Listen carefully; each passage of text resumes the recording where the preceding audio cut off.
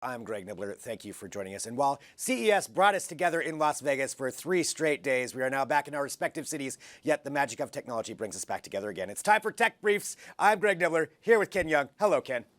Hey, Greg, nice to see you behind a computer screen again. Right? Yeah, now it feels normal. So let's talk about tech news, though. We have a lot to get through in a short amount of time, as we always do. Let's go to this first, though. Let's talk about Samsung. So we know they have their Unpacked event. You know, on the heels of CES, it goes right into mobile announcements. And their Unpacked event is going to be on February 11th. But we've already found out a bunch of information about what they're probably going to be announcing. One of the big ones is that they're skipping the naming line of going from S10 to S11 and going straight up to S20. So I guess, in theory, match the year. I don't know. Maybe it's 10 generations better. I don't think so. But we do have that part. But we're also finding out some stuff about some leaks regarding the tech of the phones themselves. Oh, absolutely. And I mean, look, this is not the first time that Samsung's really kind of ignored numerical order. I mean, I think they went from the S8 to the S10, similar following line with Apple and their iPhone.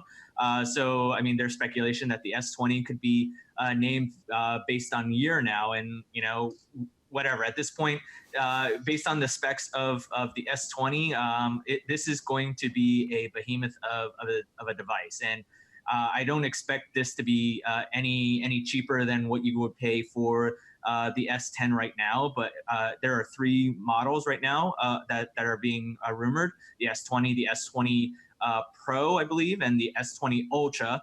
S20, and I think what you would, if you to differentiate between the 3, it's similar to what you have with the S10, S10 Plus, and the S10e, the S10e being the more budget-friendly version. So I would imagine the S20 would probably be similar in that nature. But the S20 Ultra, that one has, I believe, a 108 megapixel camera on there with an expandable storage capability of 1.5 terabytes. This is going to be really, really massive.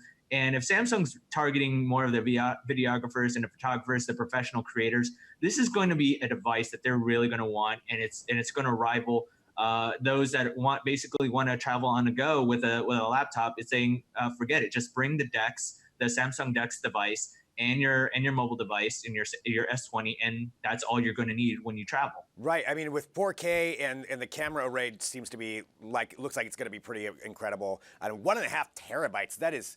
I mean, you need it if you're going to be filming, if they want to really target that audience. I mean, that's huge. So those are some of the specs that we know about. Let's go to, one other thing, too. We do know, or it does appear, that they're going to be releasing the next iteration of the Galaxy Fold, although it might not be called the Galaxy Fold. It sounds like it's going to be called the Bloom, and it's more of that clamshell style, which, personally, I think that's pretty cool. It's along the lines of what Motorola has with their Razr Fold, or whatever they're calling that, but their foldable device. So another iteration of that, which could be pretty cool too.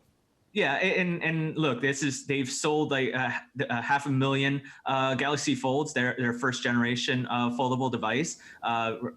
Erroneously, they said they originally said they sold 1 million of it, and they backtracked. I mean, it's still in its infancy. As you know, at CES there are a lot of foldable devices, whether they're foldable phones, foldable laptops, foldable, or whatever they're calling them.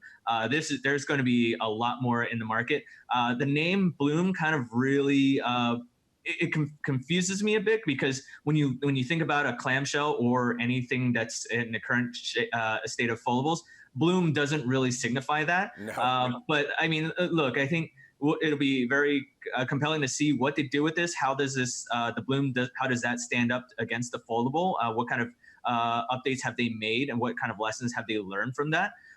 Especially with I think what I'm kind of intrigued about is Motorola's Razr, is just because it brings that nostalgia. It's something that we talked about weeks ago. But with the Samsung Bloom, it's like, what is the compelling nature for me to have a clamshell, foldable versus just having a traditional foldable, what they have with the Galaxy Fold.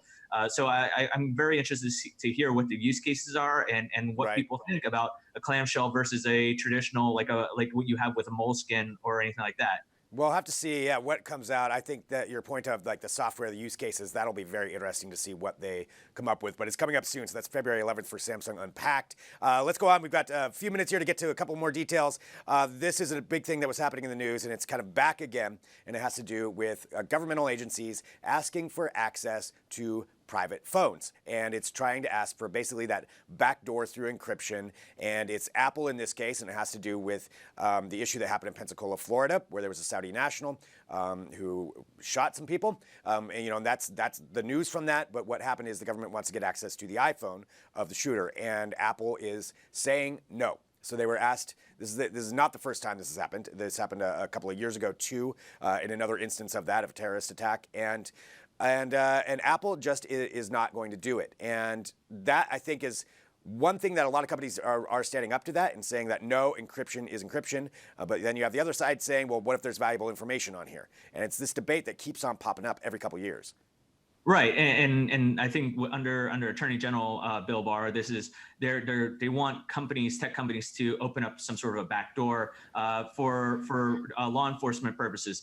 I think I see a side for that, but I think realistically, this is kind of like a philosophical question and something that the courts and Congress really have to take a look at and work with tech companies about. As you stated, this kind of stems from the Pensacola terrorist attack, where a Saudi Air Force cadet murdered several military members. And the government, the Department of Justice, believes that there's information on the terrorist iPhone. They've asked Apple for access to that. Apple has said that they are providing assistance to law enforcement, but they will not help Department of Justice access the iPhone.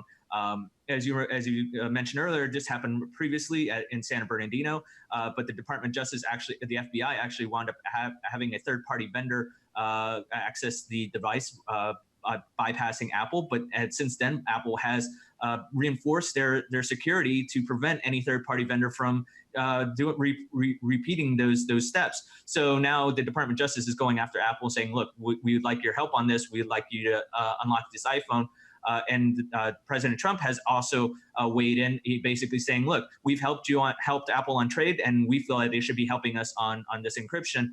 Now, privacy advocates have warned that, saying, "Look, this is not just unlocking one phone. This could have the potential to impact everybody's iPhone." Right. And Apple, as we know, for the past few years at least, has been a staunch advocate in terms of privacy. Every announcement that they have is all about privacy. We protect users' privacy compared to every other tech company. So for Apple to kind of say, "Okay, fine, here you go," would be a real hit on their reputation. Yeah, and I mean, it's definitely a big issue, and there's a lot of sides to it. But there's not much more we can say on it right now. But Apple is saying no, so we'll see where that goes going forward. We have time for one more quick story to get in here, and that has to do with another entrance into the streaming television wars. And we knew this one was coming, and it's Peacock, which is now on its way. After their investors meeting, they made some announcements. They're kind of confusing with what they're doing. So there's going to be a free tier with ads. There's going to be a paid tier with better quality, 4K HDR with ads. Then there's going to be a $10 paid feature that will be without ads, ostensibly.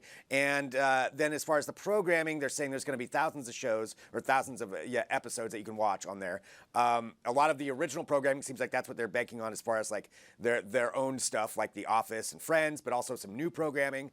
It's an interesting mix. I don't know how big this is going to be. What do you think? So I'm actually, I'm on the fence on this. I think just because there's that freemium model, like, sure, I'll do it anyways just for the ads. I'm not really swayed by that. But what's notable about this is that Peacock will be the only streaming service that will have ads, largely ads compared to Netflix and Disney Plus, right. And so. The NBC doesn't want this to be compared to Netflix or Disney Plus, and to a certain degree, it's not similar to those. It's more similar to what you would find on Hulu and YouTube TV. But I think what's notable about this is that there's a lot of historical content that you find on there. I mean, the fact that they're bringing back all the Law and Order episodes on there. I'm like, sure, I don't want to like have to flip through channels to find it, yeah, I would gladly watch that. I will gladly watch 30 Rock and Third Rock from the Sun. Right. Old SNL episodes, yeah, all that Exactly. stuff. Cheers, Frasier, all those type of things on there. But also they're adding some interesting takes on there, because when you upgrade to the premium version, you're going to get some exclusive content, or exclusive content that such as being able to access late night television on East Coast time as opposed to on your local time. Right. Plus, you're also going to get be able to stream the Olympics and also get the Premier League on there as well. So they're making some compelling reasons for people to upgrade for this. This is going to be largely available to the public on July 15th, but those that are on Comcast or on Cox customers will be able to access this for free. And some people will be able to access this earlier. I believe it's Comcast Xfinity X1 and I think some other criteria to be able to access in early April. Yeah. So, I mean, it's worth a shot to see. I mean, but I mean, look, again, it's like, why do we need to have one more service when, we're already subscribed to Netflix, Disney Plus, so YouTube TV, Hulu, and let's not forget Ken Plus. That's coming out soon. I knew it was coming. Stay tuned for Ken Plus, all the Ken action you can handle. I was going to say, for Peacock, we all know it's the Punky Brewster revival that's really driving this. Yes. That's where we're going to get the numbers. But yes, stay tuned for Ken Plus. All right. Thank you once again, Ken. As always, keeping everybody up to date with this. I want to remind everybody who's watching live, we are on video right now, but this is a podcast. So if you're listening to the podcast, thank you. If you're not, hit subscribe. Subscribe to the podcast. That's a great way to get these episodes every single week. Ken, thanks. Thanks, Greg. Appreciate it.